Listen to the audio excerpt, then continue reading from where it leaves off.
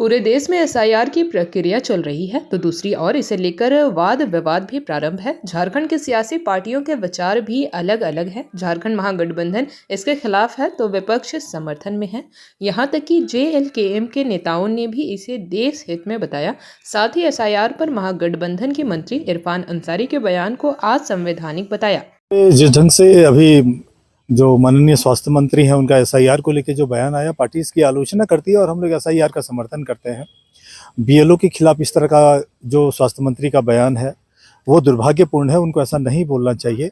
हम लोग ये मान करके चलते हैं कि चुनावी प्रक्रिया के अंदर टाइम टू टाइम फिल्टरेशन का काम होना चाहिए, एसआईआर उसमें से एक है। और जो गहन पुनरीक्षण का जो काम है मतदाता सूची को लेकर के, हमको लग रहा है कि गैर भारतीयों को वोटर राइट नहीं होना चाहिए और उसको रोकने के लिए यह प्रक्रिया हुई है।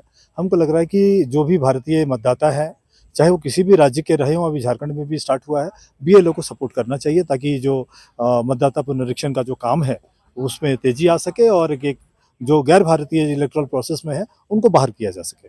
लगातार जो बाजार में जो अफवाह फैल रही है या जो मामले आ रहे हैं कि वसूली का है और इस तरह का, ये क्या है ये?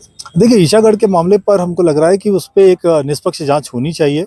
हम लोग इस तरह के वसूली के आरोप को सिरे से खारिज करते हैं, क्योंकि भाई तरुण महतो एक सीनियर मेंबर है वहाँ पर पार्टी के, और उनके खिलाफ अब तक ऐसा कोई ट्रैक रिकॉर्ड नहीं है, इसलिए हम लोग इस आरोप से सीधा इनकार करते हैं। अलबत्ता हम लोग ये मान करके चलते हैं कि बालू माफियाओं के और राजसू के कुछ लोगों के इशारे पर पुलिस की जो बर्बरता हुई है उसकी निष्पक्ष जांच होनी चाहिए और उस पे जो पुलिस प्रशासन के लोग उस रात ड्यूटी पे थे उनके खिलाफ कड़ी कार्रवाई होनी चाहिए, ऐसा हम लोग मानते हैं।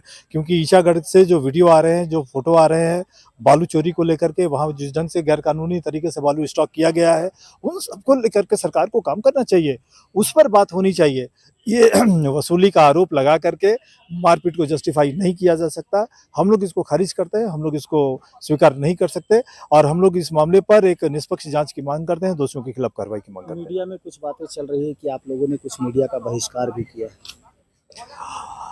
नहीं, इस मामले में ऑफिशियल है तो अभी तो हम लोगों ने ऐसा कुछ नहीं किया है, बट जो चौथे खंबे के लोग हैं उनमें से कुछ लोग पक्ष बनने की कोशिश कर रहे हैं, पार्टी बनने की कोशिश कर रहे हैं। एक पत्रकार, मैं भी ये मान करके चलता हूं कि उनको निष्पक्ष होकर के काम करना चाहिए, उनको पार्टी नहीं बनना चाहिए, लेकिन वैचारिक रूप से किसी विचारधारा के तरफ एक पत्रकार का झुकना हमको लगता है कि ये नेचुरल हो सकता है।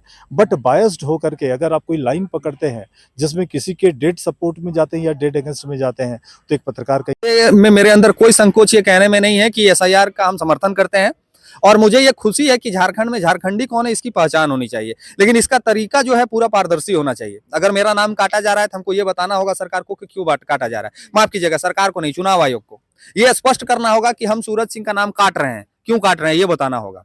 और एसआईआर को आप जो गलत तरीके से देख रहे हैं उनसे आग्रह निवेदन होगा कि जब आपके लिए एसआईआर हो, जब आपका नाम काटा जाए तो आप ये प्रश्न अपने बीएलओ से जरूर पूछिएगा कि क्यों काटा जा रहा है, आखिर क्या आधार है।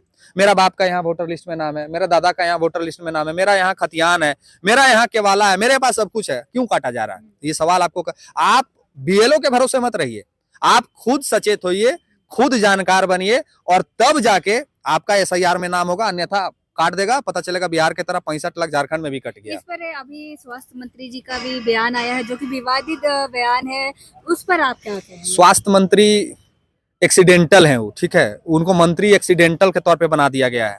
स्वास्थ्य मंत्री को अगर इतनी समझ होती कि एसआईआर का क्या मतलब होता है, एसआईआर क्यों हो रहा है, एसआईआर का क्या प्रावधान है, तो मेरा ये कहना है कि स्वास्थ्य मंत्री जितना इनका विरोध करने में दिमाग लगा रहे हैं, मंत्री नहीं जी, वो चीजों को, सिस्टम को मजबूत करने पे काहे नहीं लगा रहे हैं।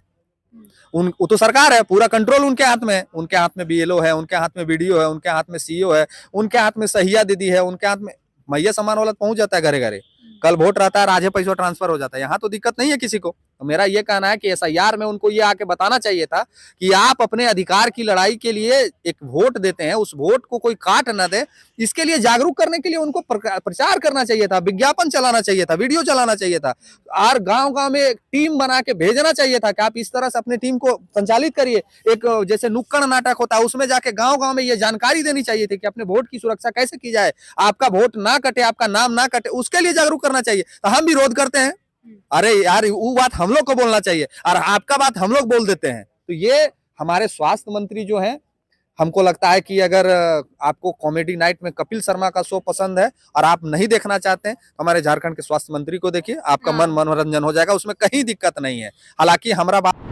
जेपी भारत लाइव, भारत की बात जेपी के साथ। वीडियो को लाइक करें, शेयर करें और चैनल को सब्सक्राइब करें।